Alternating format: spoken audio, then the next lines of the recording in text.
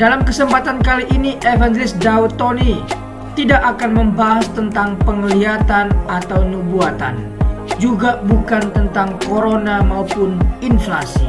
Tetapi dalam konten kali ini, beliau akan membahas tentang dosa-dosa di balik tradisi yang sering kita lakukan, seperti pemanggilan arwah, pergi berziarah dan berdoa memanggil-manggil arwah. Inilah cara kerja iblis di balik tradisi yang salah yang masih kita adopsi sampai hari ini.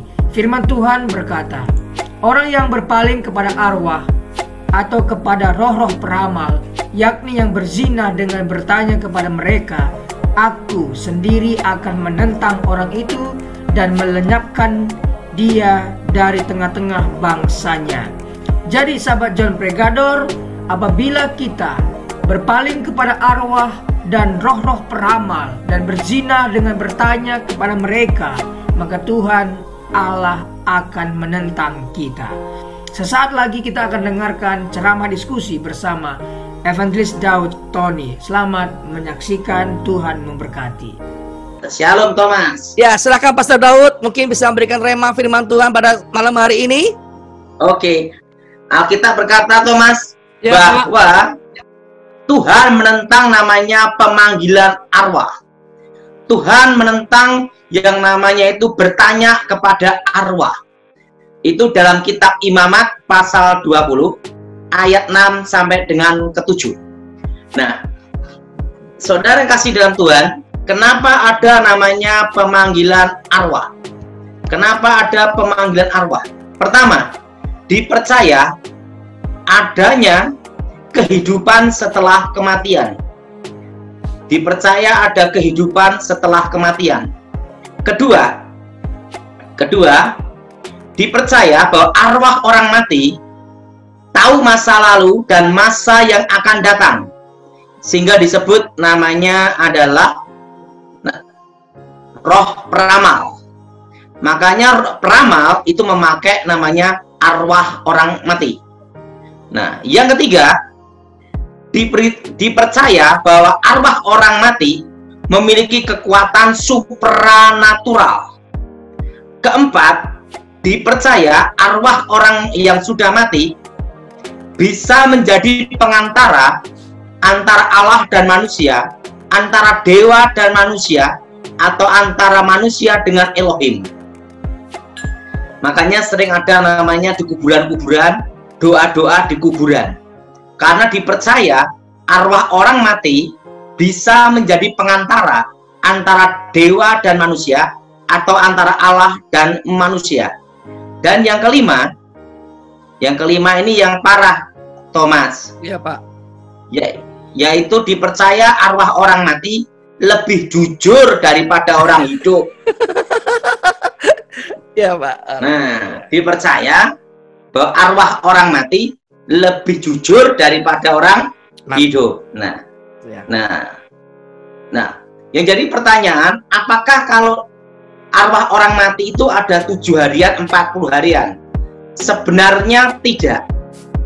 Waktu sebelum saya bertobat, saya belajar ilmu Rogo Sukmo. Disitulah saya tahu tentang dunia arwah yang sebenarnya. Pada waktu seseorang mati, itu langsung terpisah di antara orang hidup, detik itu juga. Nah, setelah saya bertobat baru paham. Yang mati dalam Tuhan langsung ada di Firdaus untuk menunggu hari pembagian mahkota memerintah bersama Tuhan. Dan yang tidak dalam Tuhan atau yang mati bunuh diri langsung ke dunia orang mati, dunia arwah, yang disebut namanya dunia bawah. Jadi yang keluyuran 7 hari 40 harian itu bukan arwah orang mati, bukan arwah orang mati. Jadi yang keluyuran 7 harian 40 harian itu bukan arwah orang mati. Jadi Thomas harus tahu juga bahwa tidak ada sebenarnya 7 harian 40 harian itu tidak ada. Nah, kalau orang kenapa bisa ngimpi ketemu kakek neneknya atau orang tuanya yang sudah mati? Nah, sebelum saya bertobat, dipercaya bahwa manusia itu punya saudara kembar. Nah, sehingga kalau bayi baru lahir, langsung tali pusatnya disimpan di satu tempat. Dikasih namanya benda penerang. Nah, karena dipercaya supaya saudara kembarnya menyertai jabang bayi. Nah, itu sebenarnya bukan saudara kembar, tapi roh setan yang menyamar. Dan itu wujudnya sama. Nah, kalau orang rogo sukmo, makanya kalau bertapa, dia melihat dirinya sendiri. Itu disebut saudara kembar. Itu bukan saudara kembar manusia sebenarnya, tapi roh setan yang menyamar. Nah, kalau orang itu mati, maka roh setan yang menyertai dia semasa hidupnya ada di kuburan. Dan itulah yang mendatangi anak cucunya.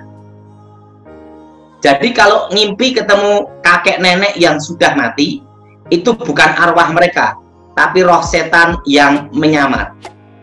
Jelas, Thomas? Jelas, Thomas? Pak. Jelas, Pak. Jadi itu setan yang menyamar. Nyamar.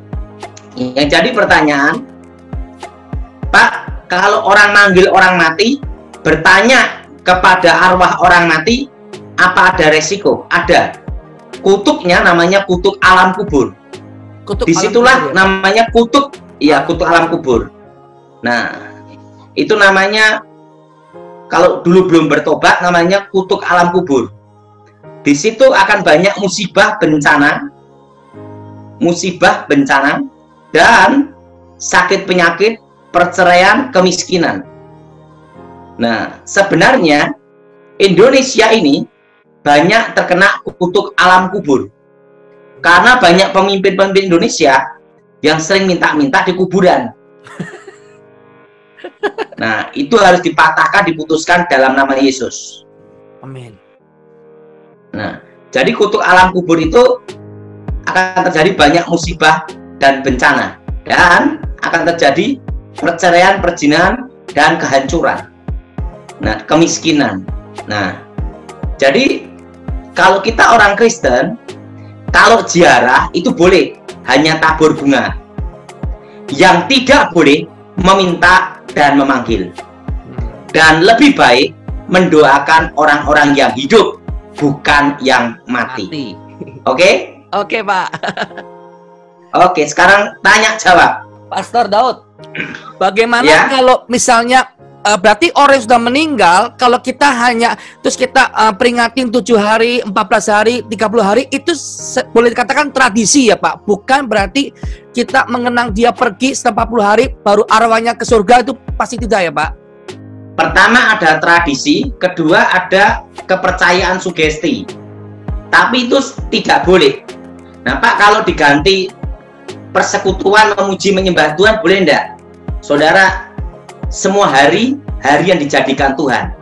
Tetapi alangkah baiknya jangan mengkait-kaitkan dengan tradisi itu menjadi kepercayaan sugesti, nanti jadi sinkritisme.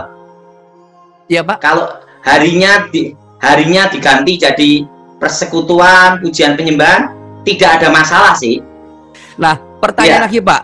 Kalau seseorang sudah minta kuasa, minta sembahyang ke kubur, kalau nggak sembahyang ke kubur nanti bisa anak cucunya itu sial atau terkutuk, bagaimana itu, Pak? Justru kalau yang minta ke kuburan itu Alkitab berkata Tuhan sendiri yang menentangnya. Justru kalau kita tidak minta arwah-arwah orang mati, tidak manggil-manggil arwah orang mati, justru kita tidak kena kutuk, tapi kita diberkati Tuhan. Amin. Amin. Haleluya. Kalau kita orang Kristen hidup dalam Tuhan, tidak bisa kena kutuk itu, karena ada nama Yesus berkuasa dalam hidup kita. Amin. Terima kasih sahabat semua sudah menyaksikan dan mendengarkan diskusi ceramah khotbah hari ini. Kiranya konten ini boleh memberkati kita. Apabila sahabat diberkati, marilah kita dengan murah hati share video ini kepada rekan-rekan yang lain, sehingga mereka pun diberkati. Terima kasih, Tuhan Yesus memberkati kita semua. Amin.